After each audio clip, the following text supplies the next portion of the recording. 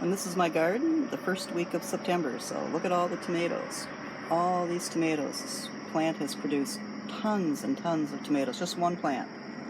The other one has produced at a slower rate, but nonetheless, it's still produced a few. This guy over here, though, I don't even know anymore. Probably 100, over 100. So they've done well. Those are bonnie plants. So I got my Christmas cactus out here, and the rosemary is looking great. I'm going to overwinter that. We have the mandevilla that's still looking great. Lavender has still got flowers. The bees still come to that every day. The oregano in front that's trailing off. Still have some of my white geraniums. Lavender or rosemary over here. I have this pepper plant that I saved from Walmart.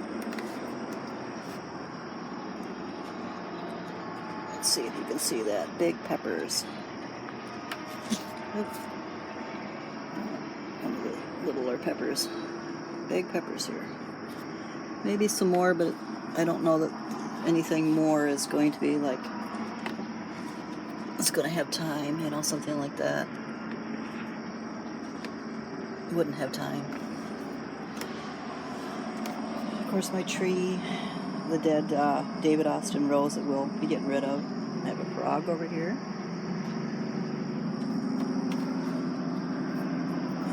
David Austin rose that I still don't think is going to come out to anything. This one's starting to become a bush of roses. So it's late, but it's happening. They've dealt with mites and mildew all summer. So that is my garden.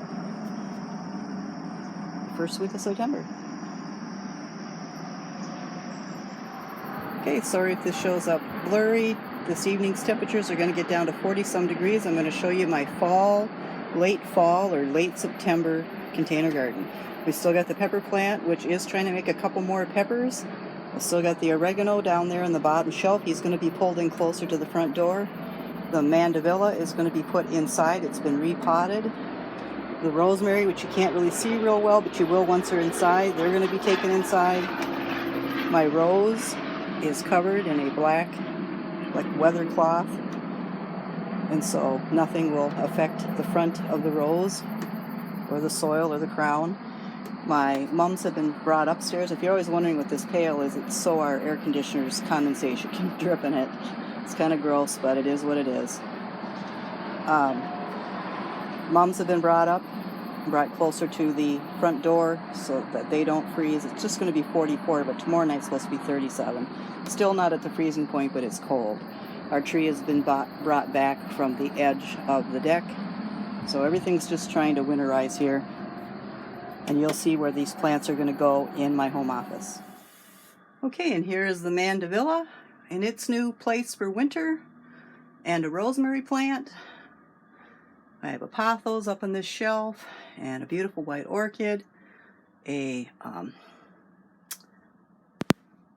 fiddle leaf fig. This is a baby snake plant, and I've got all my orchids there. In these IKEA greenhouses, I've got ferns that are going to come out now and sit in a fish tank.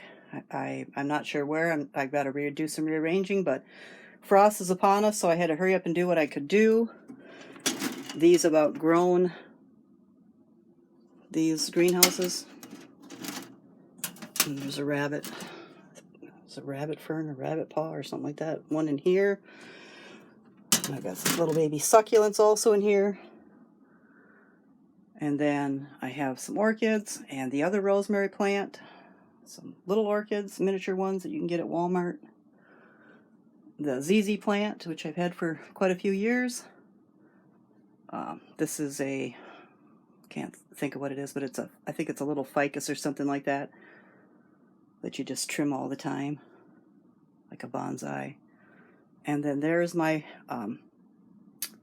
Christmas cactus that I had outside all summer long, and I brought it in and I planted it in succulent soil, and it's not doing too bad.